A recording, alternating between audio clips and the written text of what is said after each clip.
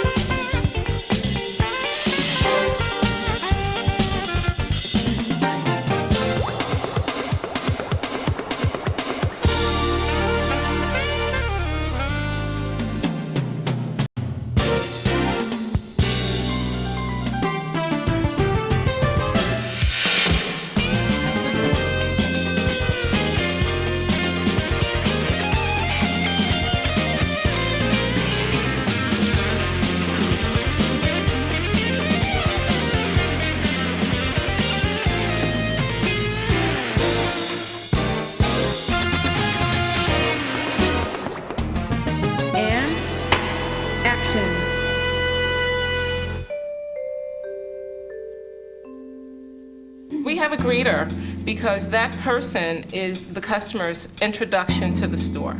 That person, the look of that person, the mannerisms, the way they approach the customer, tells the customer what the Gap is all about, and that person sets the tone for the customer's visit. The greeter is the personality of the store. You know, whenever that customer walks in, the attitude of that greeter and the knowledge of that greeter and the welcoming spirit that person represents is what the culture of the store becomes.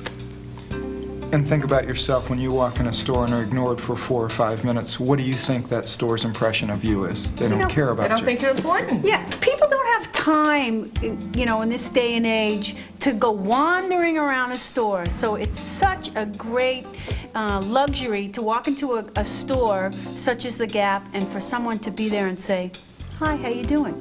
And if a customer wants some information or wants to know where a product is, there's a person there, and they know there's a person there to direct them. I think the greeting is something that's very personal, and it's something that you have to feel very comfortable with. And maybe you don't greet every customer the same way, but it's our way of saying welcome. Hi, how you doing today? If you need any help, just let me know. Hi, some great new tops just came in right over there. Why don't you have a look? Hi, it's a great day, isn't it? Hi, how you doing today? Our new colors just came in. They're right over there. Have a look around. If there's anything I can help you with, just let me know. We may have 20 customers in the store and 10 salespeople on the floor, and they're all involved with different customers, and a new customer walks into the store, and we don't want to miss that customer, and that's why we have a greeter.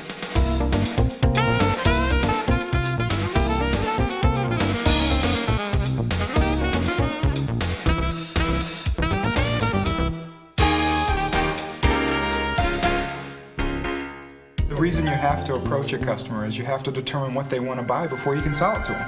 But you've got to talk to the customer about the merchandise because they're there to buy merchandise. So you have to have a really good sense for product knowledge. You have to know what the goods are made of. You have to feel proud about the goods that you're selling.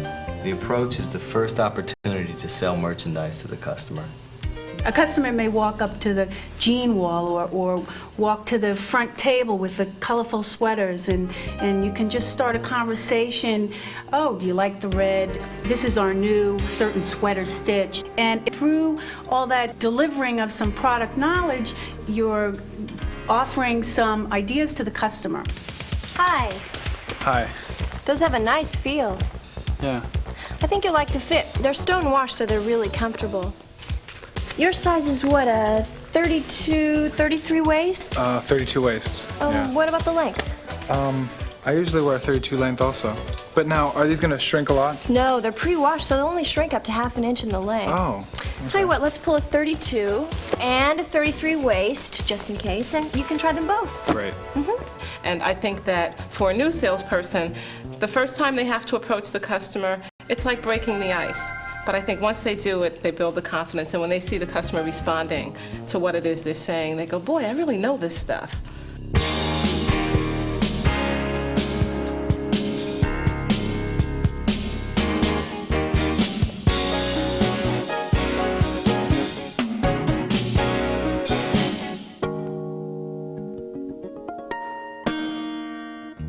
There's no reason why a customer should come in and just leave with a shirt or just leave with a pair of jeans. They should have a complete outfit, and it's their own look, but we help them put it together. Should actually be easier to add on to a sale than to get the garment in the first garment. And once they get the first one in their hands, it's easier to add the second one on because everything matches and goes together. And they're going to need that shirt that goes underneath the sweater. They're going to need that pair of twill pants that goes with the top. So they might as well buy it from us as somewhere else. You know what? These new shirts just came in. I've got one hanging up. Right over here. It's chambray, 100% cotton, and it's pre-washed, so it's so easy to take care of. I think it would look great with these jeans. I don't know. I really didn't come in shopping for a shirt today. It's so versatile. You know, you can even wear it with a tie. Really? All right, I'll give it a shot. Let's try it. I think you'll really like them together. Come on, I'll take you to the fitting room. Okay. We want to sell as many units to every single customer that walks through the door as we possibly can. If you think they're there for a sweater, then sell them a sweater and a turtleneck. If you think they're there for a sweater and a turtleneck, then sell them the jeans that go with it. If you think they're there for that whole outfit, then sell them a sock and a pair of socks and a belt to go with it as well. So I think you need to push them one step beyond where you think they want to go, because the customer will tell you when to stop. But they don't feel like they were sold, right? Right. They think they're walking out of the store with everything they wanted. And I think the return policy is a huge, huge factor for us. If a customer can feel free that they can take something home and not worry about bringing it back, it's easier to sell add-ons because you can tell them, you know, there's no problem with ever bringing these things back. When you reinforce that at that point, then it becomes much easier to do add-ons.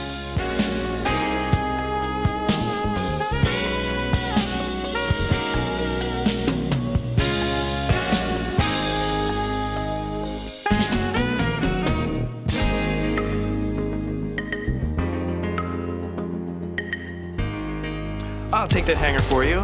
I'm glad all those things worked out. There's somebody right over at the cash wrap that can help you. Hi, this is Jeff. He's gonna help you out with Hi, how are anything you? else you Good. need. He's gonna try these easy fits with his shirt. Okay, good selections. You know, I'm wearing the exact same ones. They fit great and they come in several different washes. Oh, good. Here, I'll show you to the dressing room. Thanks. Well, let's face it, the fitting room is just an extension of the selling floor. It's the greatest place once the person's in the dressing room, just to throw over that top to go with a pair of pants that they're trying on. It's almost like they have to try it on because there's the shirt, and it's a great place to just extend the selling effort from the floor. You've already developed a rapport with the customer. You've got them to the point that they want to try on an item. And now you can suggest different things. You can get them different sizes and colors. You can put together outfits because they are right there, they're undressed, and you have them. The great thing about the fitting rooms is you've got a captive audience. They're coming out of there, you have their undivided attention, they're already looking at themselves in the mirror with a garment on. You put another top with that pant, and they've got to take a look at it, and it creates a whole outfit. And the way we merchandise the Gap, they're going to look terrific, and they're going to want to buy both of them, not just the one. How those jeans work out? The 32s feel really good. I like the way they fit. They look great. Here's a belt, Oh, thanks. and I brought you 2 more of our washes in black and antique. Okay. Okay, how's the shirt feel? You know, I like the shirt. I like the way it looks, but I think it's too big. Yeah, it's a little What do you think? baggy right in here. What size is that? I think it's an extra large. Yeah, it is. All right, try these on and I'll run and grab you a large. Okay. Okay? Thanks. A key point is that the person entering the dressing room is there to spend money, or they wouldn't be going in to try on the clothes. It's the easiest place to sell 2 items. You've got 10 captive customers coming out of there, 4 or 5 standing online waiting to get in, and you can add on garments as they go back and forth. You can tell them how great they look as they come out. You can reinforce their decision as they're coming out of the fitting rooms. And I think you have more fun at that place in the store than any place else.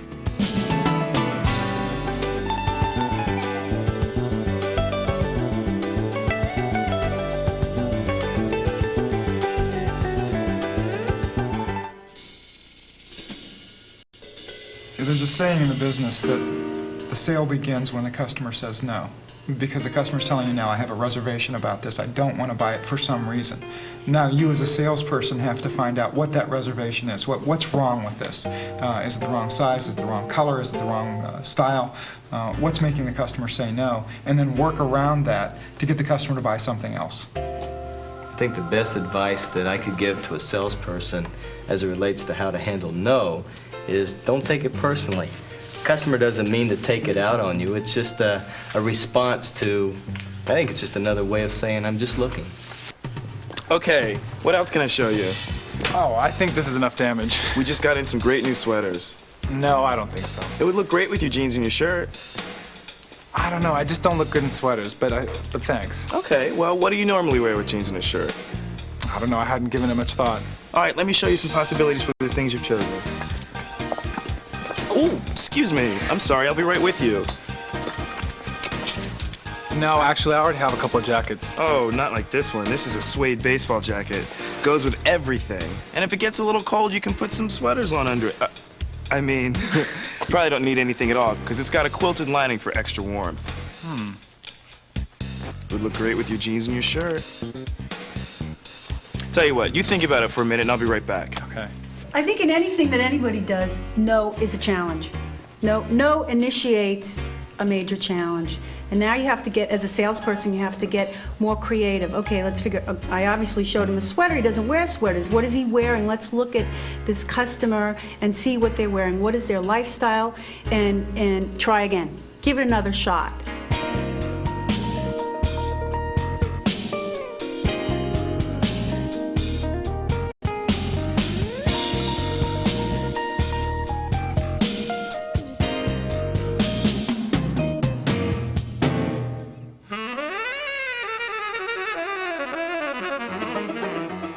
I remember my first day at the Gap, and of all places, I was working in the basics area. I was supposed to sell jeans, and I just remember that it was a very busy day, and before I knew it, there were all of these customers, and someone wanted a fitting room, and I want a pair of jeans, and I want some sweats, and there's all of this stuff going on, and I thought I was doing a great job at handling all of these customers until a woman walked up to me and threw a pair of jeans at me and said, I used to get service in this store, and walked out. And I realized that I had put her in a fitting room and totally neglected her.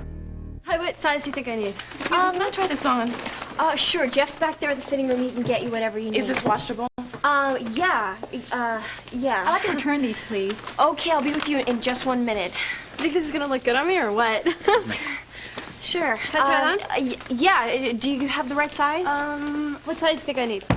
Go ahead and ask Jeff, and he can help you find that. What they've got to remember is that they're not the only person in the store. There's a whole team of players in there that they can pass the customer on to, and they have to be comfortable to do that. All the customer wants is good, courteous, knowledgeable help.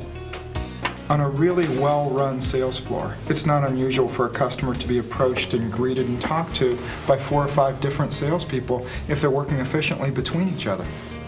And I think what happens is that the customer leaves and they've had contact with all of these people and they go, God, those people really know their stuff. And I think a big piece of what Gap Service is about is the energy that you get in a store, and you only get that energy when there are people traveling around from salesperson to salesperson as they go through the store. And the customer remembers that, God, I got great service at that Gap store. It wasn't, oh, I got great service from that tall blonde-headed kid. It was the Gap. And when you pass that customer along, and you have that type of system in place, the customer perceives you as an organized, convenient place to shop. 106B, take 1, camera roll 3. What size do you think I need? Let's see. Try a 7/8. Okay, what do you think? Would these look good on me? Absolutely. Okay. Excuse me, may I try this on, please? Sure. Jeff's back at the fitting room. He'll help you with whatever you need. Okay, and is it washable? Sure. We check the tag right here, and all the instructions are always printed right there. Okay. Sure. Hi. How you doing? Hi, fine. I'd just like to return these, please. Okay. Why don't you just let me hold on to the bag for you, and you can look around the store a little bit. Okay, thanks. The customer doesn't have a problem with us working more than one person at a time. It seems like it's us that weird out. Oh, this person's gonna be afraid we're gonna leave them standing here by themselves.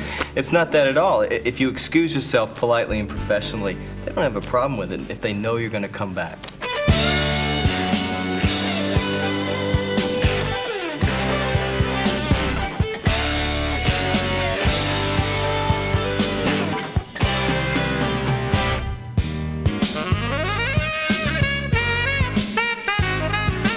I think it's important when the customer walks in the door with that bag that we don't automatically assume return. And we have to say to them, hi, I see you have an exchange today. Let's see what you have. What would you like in its place? What was the problem? I think it goes back to overcoming whatever the objections are, the same as we would if we were making a sale the first time out. Every customer that comes in that door, with a bag or not, is an opportunity for a sale. It's all in the mindset. Hi. Hi. Hi, I've looked around a little, and I really didn't find anything else that I'd like. And besides, I'm really not in the mood to go shopping today. What was it about them that you didn't like?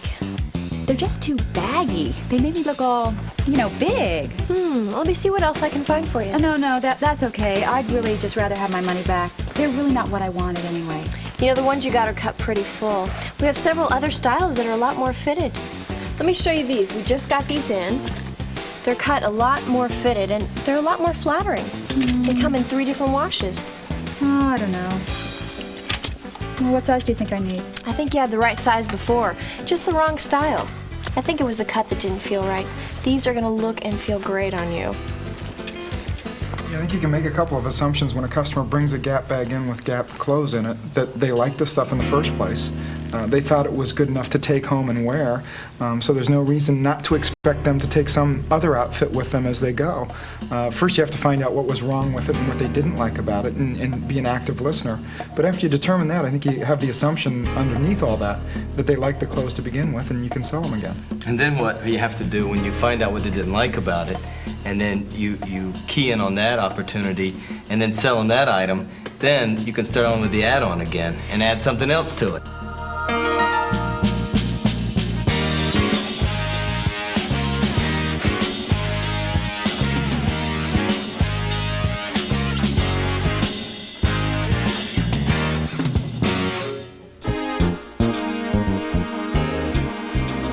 By the time you come to the close of the sale, you've developed a relationship with this customer, so you should be having some fun with them. I mean, the Gap is a fun place to shop. It should be a fun place to work. And I think at this point in time, you got to kind of relax a little bit, let your hair down, have some fun with them.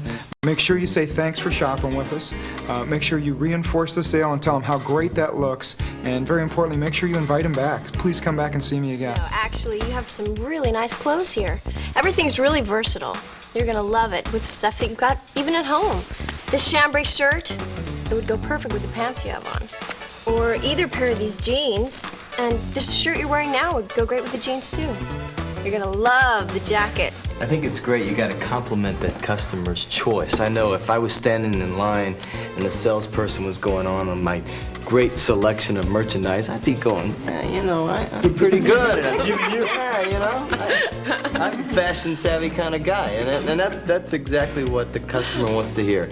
And a big fat thank you is very important, I think, when they're ready to leave.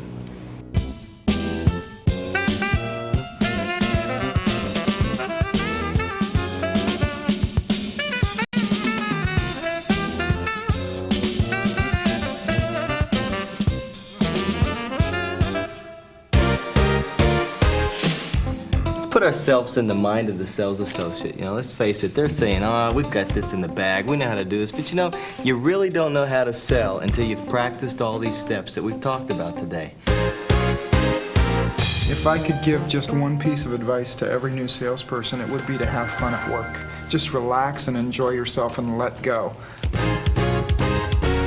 Every customer that comes into the store is a person, just like you. And they expect to have some service. They expect you to have knowledge of your product. And they've walked in the door because they want to buy something. And just be there and be alert and be sensitive to their needs and go for it. I think what we have to remember also is that selling is a skill. And yes, it can be tough, but it's something that can be learned, and it's something that you can take with you for the rest of your life, whether you have a career with the Gap or whether you have a career outside of this business. And the thing is to have a good time with it. And everything that you do, every step of the process has to be you. It has to be personal, and it's not a script. And when you walk in the door, we don't say to a new employee, this is a script and this is how you greet and this is how you approach. We teach you how to do all of these things, and then you develop your own approach to it. And you'll find that, I think they'll find that it comes very, very naturally. And the more you practice it, like anything else, you become better and better at it.